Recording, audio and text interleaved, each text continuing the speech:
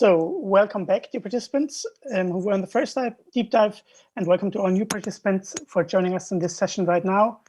We are very happy to have you with us, and we are very happy to have Rooksana Omar, CEO of Isiko Museums of South Africa, with us now as well, whose print you already saw, and Nico Daswani, Head of Arts and Culture at World Economic Forum, is still with us. As said before, you have three ways of including yourself or how to participate in this discussion. You can participate via direct audio in this webinar by clicking the raise your hand icon.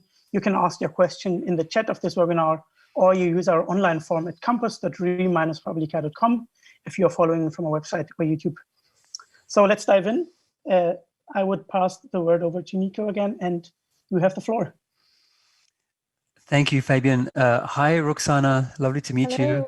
Yes, lovely to meet you too. Thank you so much for your talk. It was fascinating, and you asked strong questions. How can we unleash our shackles and create the post-colonial museum? And then you asked, will this museum ever emerge?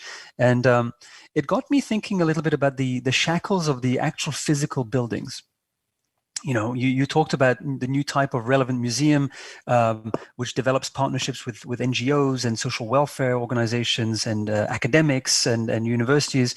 And so perhaps we can push the idea of outreach all the way out, in that not being bound by an edifice or not only being bound by an edifice could be a way to change and somewhat liberate a little bit the inherent power dynamics that are imbued in the museum space. What does a museum do when it's not in a building? Is it still a museum? Does it still provide value as an institution? And I ask this because many of the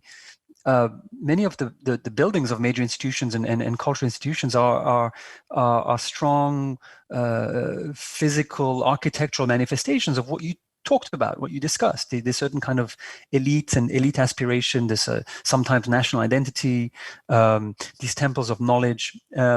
And many of them, of course, are magnificent, and we love to visit them. But one question could be, is that building, however beautiful it might be, in tune with its local surroundings, today? It was back then, at a time. Is it today?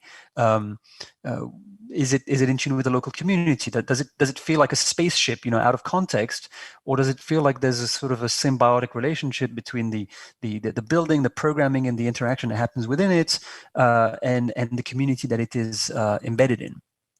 And sorry, Rooksana, you wanted to come in? No, go ahead. So I was thinking on a related note that I was the great stage designer Es Devlin, in a conversation a couple of months back, she remarked that some of these glorious buildings occupy actually prime real estate in cities, but they are often open only 3 hours a day, in the case of a concert hall or a theater, for example. So what else could take place in these major buildings during the day? I mean, of course, they're rehearsals, but, how can those spaces turn the times when, they're dark, into moments where they can be perhaps more part of the community, to not feel as alien to those who maybe walk in front of that building every day and perhaps don't feel like they belong. And then a third thing on your point of museums transitioning from that older type, I think you said representing a time of conquest, as you said, to being more engaged with the current times. I wanted to highlight the Natural History Museum in London, which recently launched a new strategy for the museum, and they talk about themselves. This is fascinating. They talk about themselves as an institution that creates the next generation of climate activists. And I find that just absolutely visionary, and it doesn't negate the extraordinary collections and indeed the incredible building in which they're housed.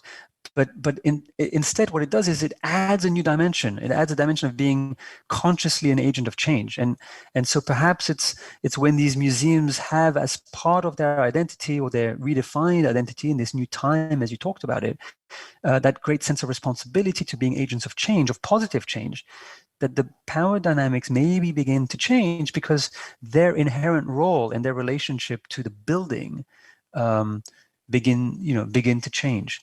So those were just a few thoughts, Rooksana, on the fascinating talk that you gave, and which comes from, as you said, so much, 3 decades of experience of the ins and outs of museum practice.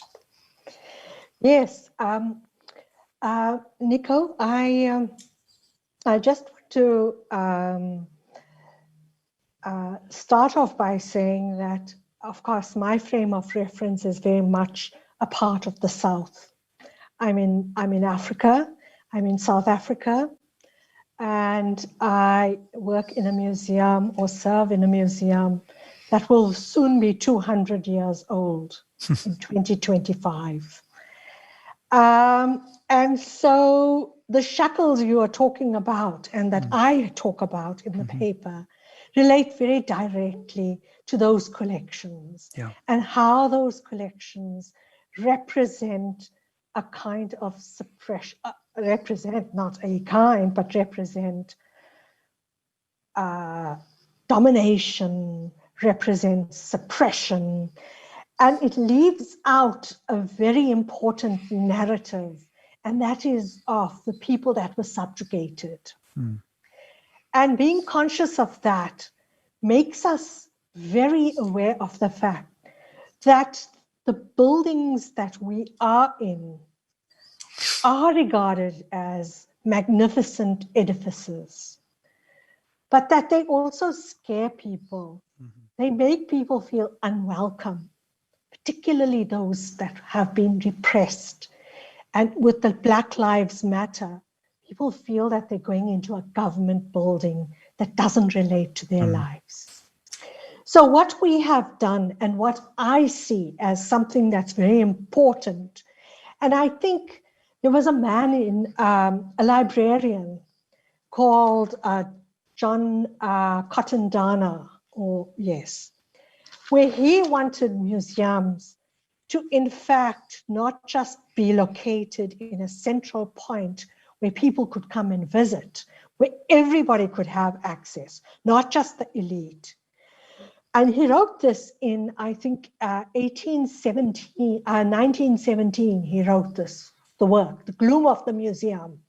And he talks about having different museums all over, located in different communities. And that's what I like about our museums in the South, in that we try to have community outreach. It doesn't have to have a collection. It is about recollection. It is connecting with communities who talk about their lives, their experiences, and what matters to them. And the fact that they may not have those huge objects to represent their lives doesn't mean that their lives and what their connection to the world doesn't matter. So we have a situation where we have a museum on wheels, where we take the museum on a bus to communities in far-flung, remote areas and let ordinary people who can't afford to put bread on the table visit our museum on wheels and have an experience. But whenever we can, we make it possible for communities to come to our museums through various partnerships with bus companies, etc., the railway system. So that's pretty important, and I think that we are on the cusp of a huge change with COVID. The blockbusters are going to be challenged because with COVID, I don't know when next we're going to have people coming in their droves through all the various, If I can jump in with a question real quickly, because you already, as you used the term of being a post-colonial museum as well, I had the question, or the question was coming in, whether you think that the term post-colonial is actually Eurocentric, as it is often seen as depriving former colonies from their history. And if so, if you have a suggestion on which term to use, actually. Well, that's a very difficult one. I think now we're entering into the whole issue of decoloniality. And again, perhaps a post-colonial is, but there has to be some marking and some attempt to move away from the colonial museum.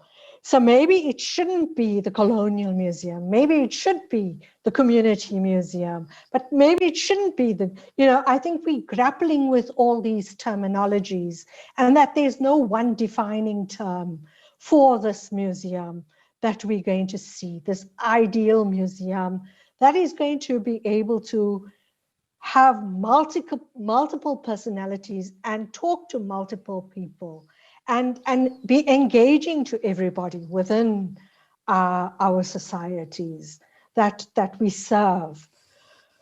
But we have to consciously work at breaking down the shackles that actually hold us, as museums, and really think, again, I don't like this word, but think out of the box. And maybe, I don't know whether we call it a museum anymore, whether it's, I don't know, a marketplace of ideas. As one would say, does a museum have to have a collection? In some parts of Africa, it's just where people come to a tree and share ideas. And share their experiences. You would describe museum rather as community spaces, if I may describe it that way. I would also like to see it as inclusive spaces, inclusive community spaces. But obviously we have collections and we have stories and we have, multiple voices that we speak to and we have to listen to break down those boundaries that we have created, over the years, over the centuries, actually. I would like to know your opinion on that as well, Nico, as you, how can we help to create those spaces?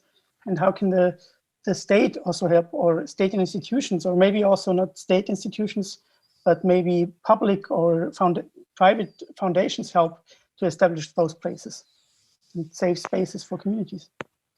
Yeah, I think it goes to the principles of institutions being responsive and listening to people. Often, is the programming and the exhibitions, are those informed only by market pressures, which might be okay. We have to make ends meet, and museums have to pay the bills, and or are they informed by a kind of a sense of collective consciousness? And how is that collective consciousness informed? Is it informed by listening, by socialization? Rooksana talks about a museum on wheels and going to places where people never have this kind of access. And I think that's, it's a different way of thinking about outreach, where, it's not outreach, it becomes core to the identity of the institution, that those who engage in their diversity create the identity of the museum, rather than the museum having an identity and trying to impose it or to sell it to a group of people that don't feel like they belong. And I would like to ask one last question before we finish this up. We tend to talk about how politics influence museums, but I would also like to put the question on, if we put the museum in the focus, or the space that you were just talking about, Rooksana, how can we see them as a way to change politics as well? Well, I think that I think a museum has a very powerful role. It is an institution where there are communities participate, but I can only, I have one example, and that was, there was a pressure group that didn't like the issue that we were talking, we had an exhibition about the whole issue of decolonization, and they took us to court, and it was a political party, and we changed the politics and the tone of that particular challenge that we had, because we went to court, we challenged it, and we said we uphold human rights, freedom of expression, and definitely we will stand by what we want to. And so that particular exhibition remained, and people engaged with it, and there were people who disliked it, but there were also people who said, yay, we think that it's very important that diverse views are discussed on this space, and that perhaps it does shape the narrative of the culture we have in our country. Well, I would say that's a great ending and a great takeaway for this deep dive session. Thank you very much for taking your time, Rooksana, to answer this question and to engage in this conversation and to be part of the Martin-Roth-Symposium in general. And also thank you very much to Nico Daswani, for our first responder who took the time and who will leave us at this point as well. Next up in this program will be the sprint by Hartmut Dogalu, who is the director of the Humboldt Forum, the general director of the Humboldt Forum, who talks about museums and empowerment. And I hope you enjoy the rest of the program, and I see you and hear you in the next deep dive.